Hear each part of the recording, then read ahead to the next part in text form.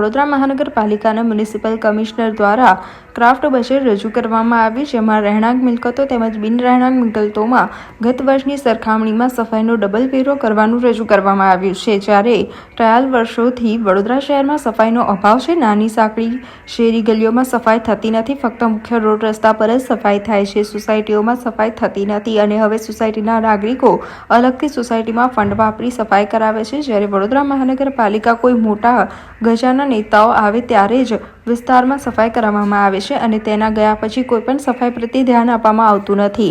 સાથે રાત્રિ સફાઈની પણ પોળક વાતો જાહેર થઈ ગઈ છે. વડોદરા શહેરમાં અનેક જગ્યાએ કરોડોનો ધુમાડો કરી ડસ્ટબિન લગાવ્યા તે પણ ગુમ થઈ ગયા. સાથે અંડરગ્રાઉન્ડ કચરો નાખવા માટે ગાર્બેજ કલેક્શનના નામે કરોડોનો ધુમાડો કર્યો, પરિણામ ના મળ્યું.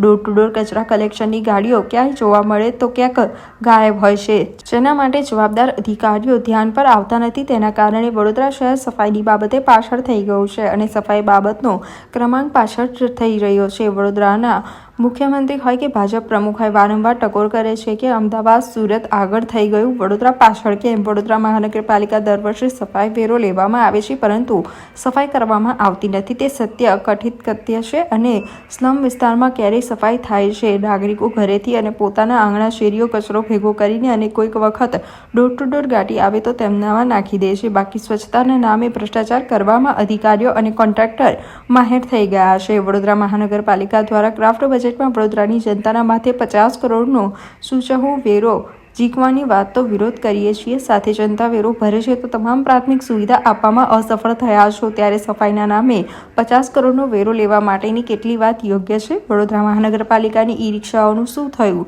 હાલ ભંગાર હાલતમાં છે અને ક્રાફ્ટ બજારમાં નવી ઈ રિક્ષા ખરીદી કરી કોને લાભ અપાવવા માંગી રહ્યા છો? સામાજિક કાર્યકર અતુલ ગામેજીની માંગ છે કે ક્રાફ્ટ બજેટના 50 કરોડનો વેરો વધારવામાં આવશે તો આંદોલન કરવામાં આવશે અને હાલ અધિકારીઓ કોન્ટ્રાક્ટરનું ધ્યાન રાખવામાં આવે તો વડોદરા સ્વચ્છતા તરફ આગળ વધશે. વડોદરા શહેર સંસ્કારી નગરી સાથે સ્માર્ટ સિટી અને હાલ વડોદરા મહાનગરપાલિકાના મ્યુનિસિપલ કમિશનર દ્વારા ડ્રાફ્ટ બજેટની ચર્ચા કરવામાં આવી રહી છે. તેમાં વડોદરા શહેરના નાગરિકોના માથે 50 કરોડનો વેરો નાખવાનો પ્રયાસ કરવામાં આવી રહ્યો છે. એનો અમે વિરોધ કર્યા છે.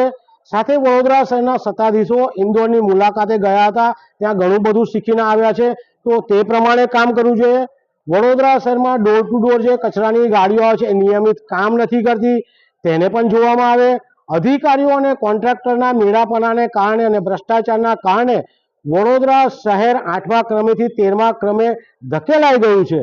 તો અધિકારીઓ અને કોન્ટ્રાક્ટર પર પગલાં ભરવા જોઈએ. તેની જગ્યાએ કમિશનર સાહેબ વડોદરા શહેરની જનતા પર 50 કરોડનો વેરો જે ઝીકી રહ્યા છે એનો વિરોધ છે. વડોદરા શહેરમાં અનેક જાતના વેરા ભરવામાં આવે છે, તેમ છતાં પીવાના પાણીની સુવિધા, ડ્રેનેજની સુવિધા, લાઇટની સુવિધા, અનેક સુવિધાઓથી વડોદરા શહેરને મળતું નથી. ત્યારે આ જ વડોદરા શહેરમાં ઈ રિક્ષાઓ પણ ખરીદવામાં આવી હતી. ઈ રિક્ષાઓ પણ ભંગાર હાલતમાં છે. તો અમારી માંગ છે કે વડોદરા શહેરની જનતા પર 50 કરોડનો જે વેરો ઝીકવાનો પ્રયાસ કર્યો છે એ ઝીકે નહીં તો આગામી દિવસોમાં આજ વડોદરા મહાનગરપાલિકા સામે આંદોલન કરતા ખચકાઈશું નહીં.